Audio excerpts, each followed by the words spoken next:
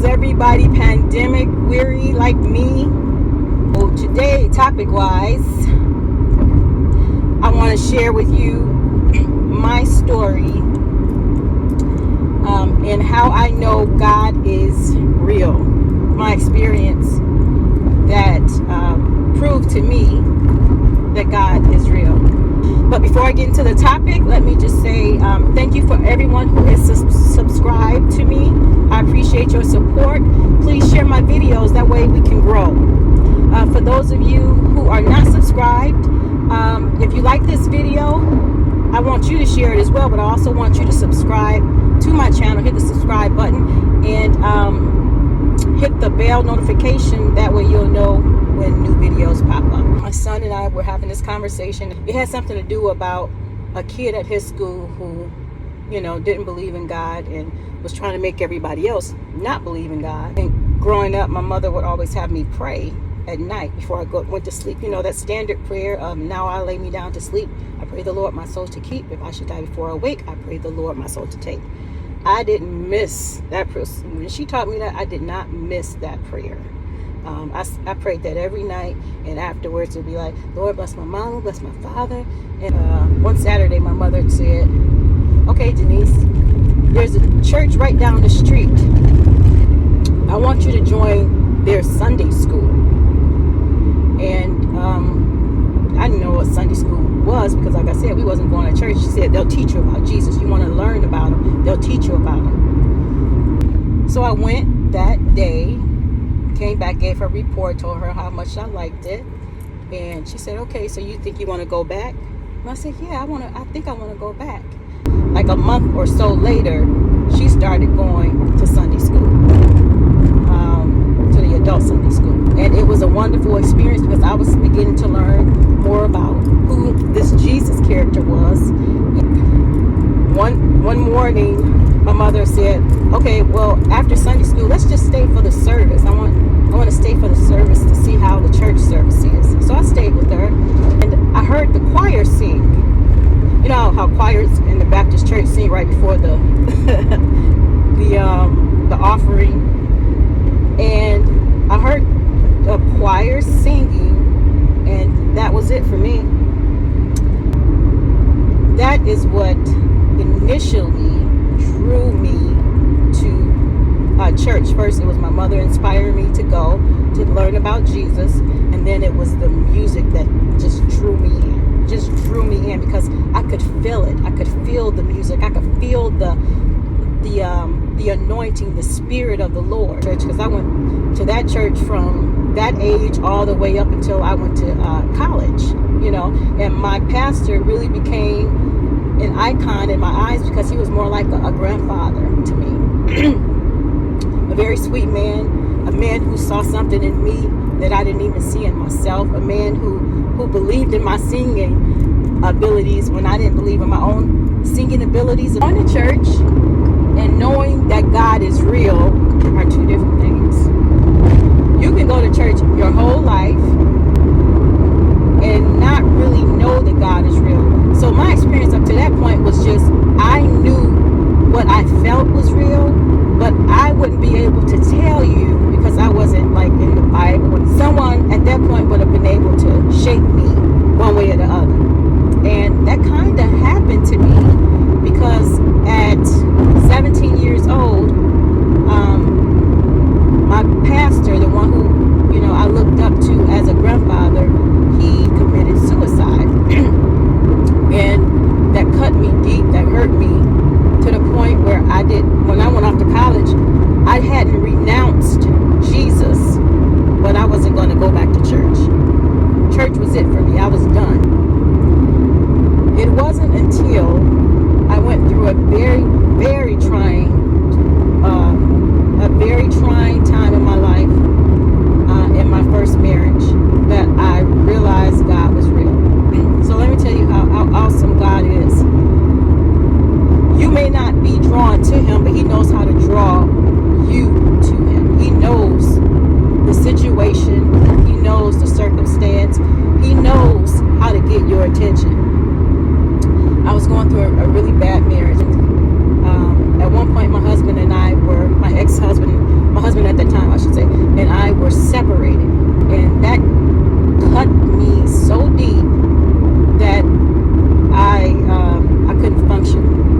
never been so hurt in my life, because although we were having a very tough marriage, I still had love in my heart for him. And I watched my parents be married for, like, at that time, 30 years.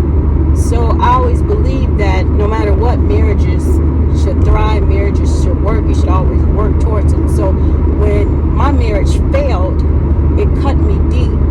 So, but things happen in life, and we learn and we grow. But this is what was going on at the time that I learned that Jesus was real, right? As I was going through those problems in my marriage, I was crying just about every day when I got home from work. It was really hard for me to actually go to work because I couldn't pick up my head off my pillow. It was so hard for me to pick up my head off my pillow. And it was because my spirit was broken, totally broken. Talking to my sister, she was going to this church. And church was really the last thing I wanted to hear about. You know what I mean? Because my heart was broken, and I just... I don't know if you ever felt that, but you just want to get out of your own skin type of a feeling. That's how miserable I was. But she, told me that she wanted me to go to church with her. And I'm like, I'll go, but this is not something that's going to help, is what my thought was, right? I went with her. So he's preaching, and all of a sudden, he starts touching on the exact same things that I was going through in my life at that time. I didn't know this man from Adam. I ain't never met him. Not only did I not know him, this is my first time going to this church, but how is this man extracting? He's extracting personal things about my life and preaching about it as if he's talking directly to me. The whole service, I was just mesmerized. How is this man talking directly to my situation? And it was a healing. There was a healing taking place as he was speaking to my situation. Now, I wasn't completely healed from my heartbreak, but I felt like I was starting to see the light. So I went back. I kept on going back to church with her. And like I said, I was so heartbroken that one church service was not going to do it for me, because that's how tore up I was emotionally. So as usual, I would go home at night, just cry my eyes out after, pretending to be really strong in front of the girls, cry my eyes out and go to sleep. And I believe it was a Wednesday night. I don't know if it was a Wednesday night or a Thursday night, but we had church service during the week too. And I went with my sister. And this is another way that I knew that God was real, right? There was a man there. He was playing the piano, the organ or the piano, and he was singing in tongues, right? Now, when I was growing up, I was taught that, oh no, don't, tongues, no. Yeah, we don't do that. Baptist people, a lot of Baptist churches back in the 80s, they didn't believe in speaking in tongues, right? So I was looking at it kind of from that perspective at that time, like, he's singing in tongues, and I didn't understand what he was saying. But I tell you what, whatever he was singing was healing me, because when I went to that church that night, my heart was just tore up, and he was singing in tongues, and it just completely healed my heart. I left out of that church that night with a healed heart. Now, was everything perfect in my marriage? I hadn't heard from my husband, and I didn't know whether or not he was coming back, and I was begging God for him to come back. And that night, it was just like more light. There was more light to my life and less sorrow, because I was feeling a lot of grief and a lot of sorrow. So little by little, God was drawing me closer and closer to him through what I was going through in my marriage. Here is the clincher. If you know anything about sorrow and grief, you know that you have bouts of it. It's not something that stays gone. It's something that comes and goes periodically. If you lost somebody, you go through periods of sorrow and grief. And I was having one of my moments, one of my somber moments. And although I tried to fight through them, sometimes they would get to me, with conversations with people, whatever. Sometimes those moments would get to me and I would break down again. So this particular day, I remember just like begging God. I was almost on the floor, like having a hissy fit, like a tantrum type of a thing. I'm just crying. My head is starting to hurt because I'm crying so hard.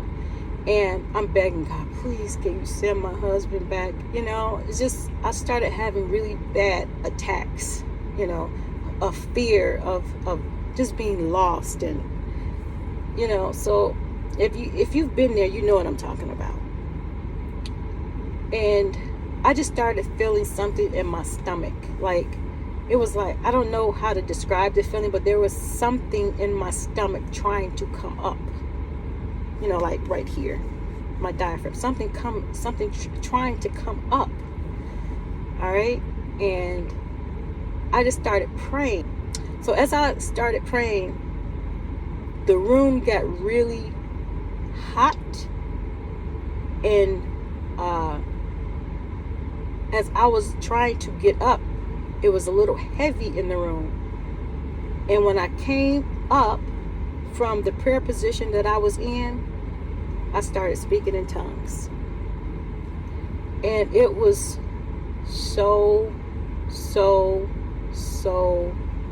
mind-blowing to me. Because, number one, I was taught in my church that, you're not supposed to do that, or it wasn't real, and we don't operate that way, the church I was growing up in. But yet, in my own house, in my own bedroom, the Spirit of the Lord met me right there in my pain. And I knew from that moment that I got the Holy Spirit, that God was real. Because the feeling in that room was pure love. The feeling in that room was pure joy. The feeling in that room was pure healing.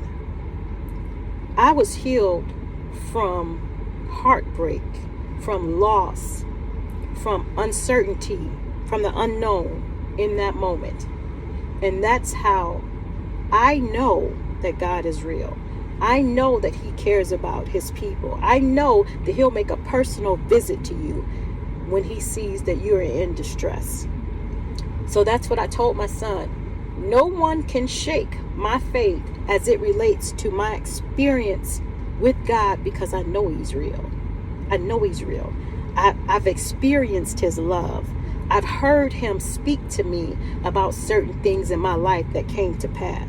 I just wanted to share that story with you because there's some people out there who need to know this. We're going through a really hard, really rough time now. In the pandemic and in our finances, because a lot of people have lost their jobs, and maybe even in our homes. We are going through a very tough time. And God said to me, tell people your story about how you know that I'm real, because there is going to come a time when people need to know that God is real for themselves. They are not going to need experiences of other people. They're going to need to seek God on their own to know that He's real. There isn't a greater love that I've experienced than the love that I felt when the Lord gave me the gift of tongues. And that was Him allowing me to feel His Spirit, to know that He's real. Now, I had no more question marks after that. And every day, it's not like He slacked up and did anything differently. Every day, He proves His love to me and my family. And it's not like I live on cloud nine. Everything ain't all right. But I tell you what, it's a lot easier when you have God walking next to you than if you don't. So this will conclude my video. I hope you guys have enjoyed it. But anyway, if this video has inspired you, has helped you, leave your comments. Leave your comments about how you know that God is real. Because we all have different experiences. That just happened to be mine. So until the next video, I appreciate you guys watching. I'll see you in the next video.